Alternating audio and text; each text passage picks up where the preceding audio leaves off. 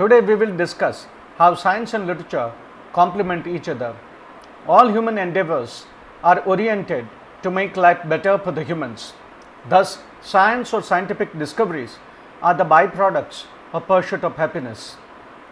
Societal needs lead to new innovations, and overstretching on personal gains converts utopia into dystopia.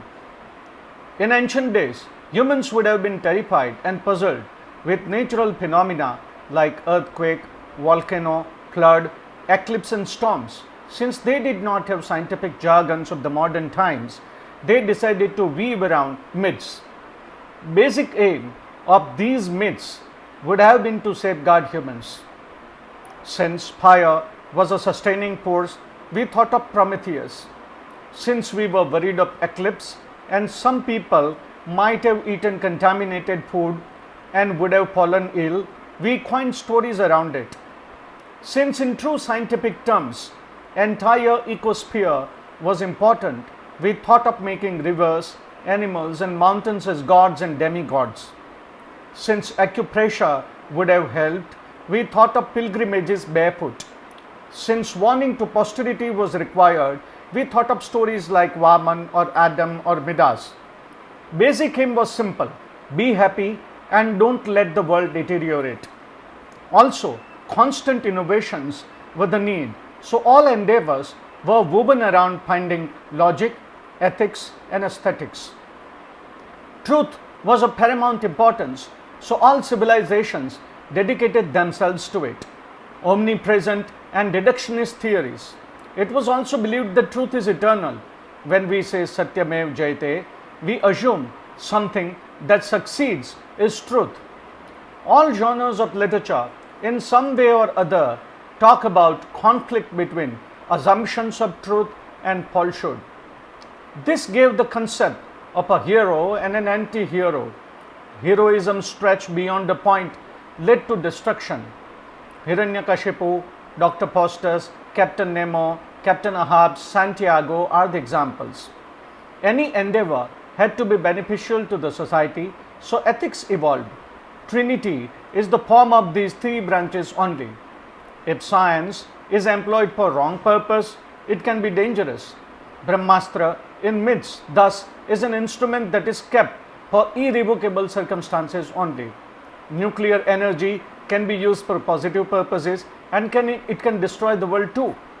Automation has helped the human society with increased production but has also created other issues. The same scientist can save or damn the world. Ethics emerge when humans realize their own potential of harming the world. Collective culture can't be nurtured if it is theoretical.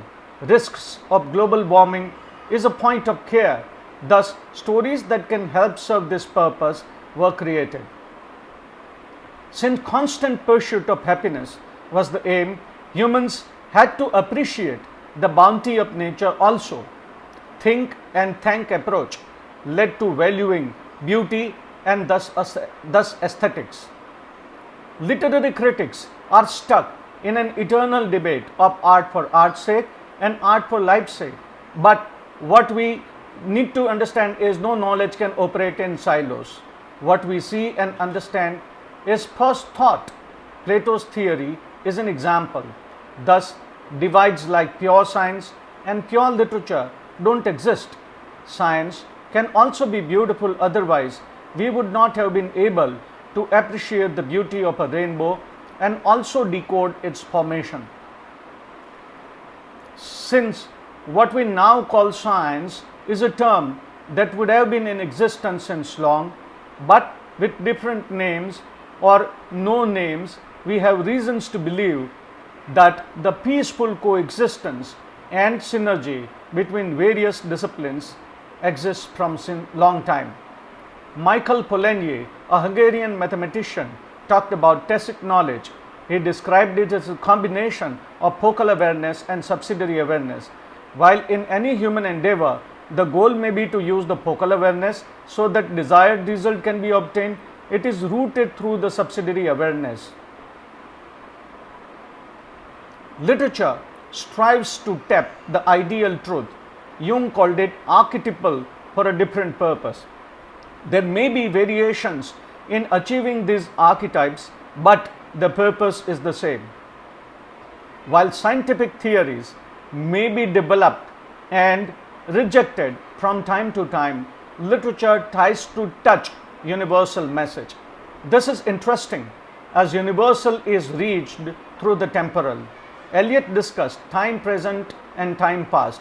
He said time present and time past are both perhaps present in time future and time future contained in time past. Plato may have called it original from which everything emanates, a universal, undisputed idea which assumes different shades and hues depending on the tradition and individual talent. Thank you.